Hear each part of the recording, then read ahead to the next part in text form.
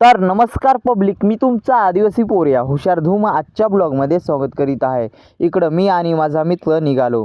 लवकरच आपल्या पेठचे पण नाशिकसारखे रूपांतर होणार आहे घराच्या बाबतीत। त्यानंतर पुढे आलो तर इकडं मस्तपैकी डोंगराची काळी मैना मस्त दिसत होती। त्यानंतर पुढे आलो तर इकडं रस्ता खराब होता। त्यानंतर आपल्या आदिवासी गावांचे सौंदर्य बघत पुढे निघालो।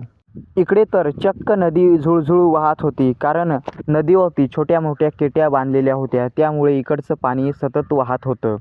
आपण 2-4 वर्षापूर्वी घेतलेला नदीतील आंघोळीचा आनंद आता घेऊ शकत नाही, कारण आपल्या नद्यांना पाणीच राहिलेले नाही। आणि इकडे तर मस्तपैकी शेत वाऱ्यावरती डोलत होतं आनंदाने।